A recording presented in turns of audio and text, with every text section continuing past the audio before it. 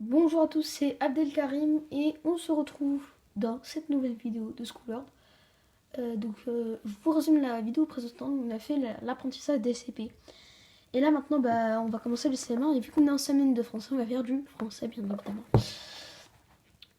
Aujourd'hui, j'ai décidé de faire deux petites modifications sur la chaîne. Au lieu de faire des exercices et tout, je préfère pour raccourcir les vidéos, comme ça je peux mieux les mettre comme ça je peux mettre plus facilement sur YouTube. Et de faire que de la leçon et après je fais une autre vidéo pour les exercices. Donc je termine d'abord la leçon, la semaine de français et ensuite à la fin de cette semaine là je fais des exercices avec vous.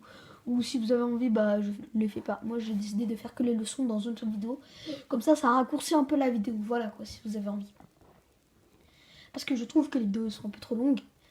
Il y a certains youtubeurs, bon, ils font des vidéos de 30 minutes, c'est vraiment trop, mais bon, moi je préfère faire des plus courtes vidéos pour pouvoir mieux les mettre sur YouTube. C'est mon avis, après, vous faites ce que vous voulez. Bref, je vais, là, il fait un peu sombre, donc je vais allumer les lumières. Donc voilà, c'est mieux comme ça. Alors, on commence avec les leçon 1 et on va commencer la première leçon de français. Voilà, le livre. Donc c'est exactement la même collection que en CP, comme vous voyez. C'est exactement la même collection, à part que c'est marqué sur ici, voilà quoi, vous voyez. Mais ne vous inquiétez pas, je ne vais pas utiliser la même collection pour chaque livre. Il y a des collections, des autres collections, bien sûr. Donc, on va commencer la première leçon pour les sœurs. Donc, en français. Qui est la phrase. La phrase. Ok. Donc, les CP, vous pouvez écouter parce qu'on en a parlé un peu de la phrase à la dernière vidéo. Et bon, voilà. Ok. Donc, je reprends. Une phrase déclarative commence par une majuscule et se termine par un point. En fait, toutes les phrases commencent par une majuscule et se terminent par un point. Mais c'est juste que il y a des points différents, plusieurs types de points, mais on va voir ça plus tard dans la leçon. Pour séparer les différentes parties d'une phrase, on met des virgules ou des points-virgules. Ça, voilà.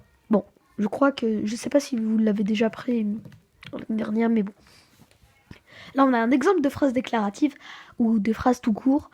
À la récréation, les garçons, à la récréation, virgule, les garçons jouent au ballon dans la cour. Donc on peut le voir, on peut très bien le voir. On a la majuscule ici, là. On a la majuscule ici. Hop, ici. Et on a le point tout au fond là-bas. Et on a une virgule entre les deux qui est ici. Bref. Une phrase est une suite de mots qui a un sens. Elle veut dire quelque chose. Le chat mange la souris, ça veut dire quelque chose. On comprend que le chat mange la souris. Ça veut dire que la phrase me... Voilà. Je comprends que le chat il mange la souris. L'allemand souris-chat, on n'y comprend rien. Donc ça n'a aucun sens en fait.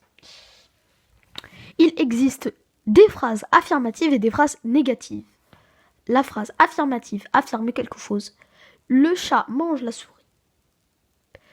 La phrase négative comporte une négation. Donc, on a les phrases. Donc, ça, c'est un peu difficile. Donc, on a les phrases affirmatives et les phrases négatives. Donc, ça, c'est vrai que c'est un peu dur à expliquer. Mais bon, il y a deux techniques pour pouvoir les différencier ces phrases. Soit, moi, j'ai une technique un peu bête, quoi. Le chat mange. On a un exemple qui est en bleu. Le chat mange la souris. Le chat mange la souris. Comment expliquer? Oui, il mange la souris, le chat mange la souris. Oui, il mange la souris.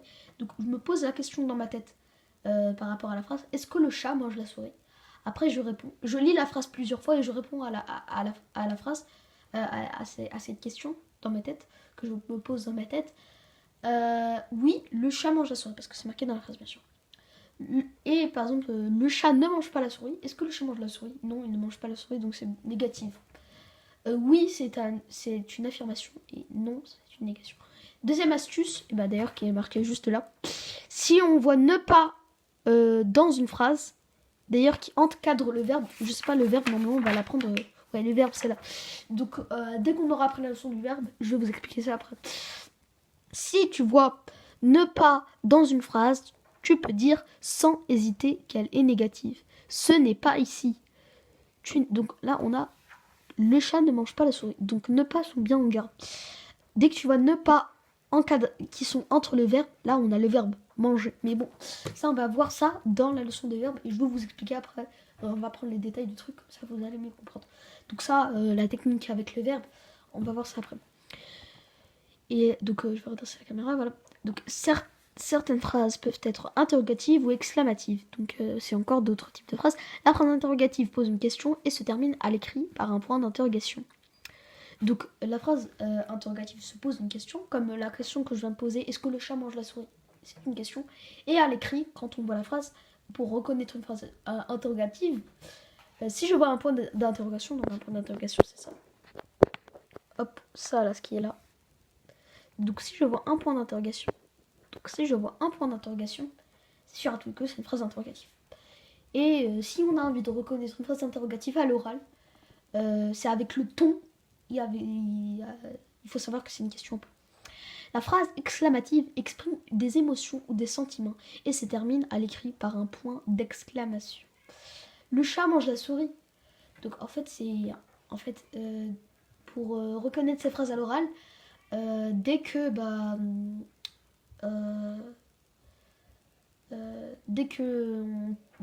ressent les émotions de celui qui parle, c'est une phrase exclamative. Enfin, je dis ça, mais voilà. En fait, quand on veut dire une phrase exclamative, quand on veut prononcer une phrase exclamative, une exclamation, et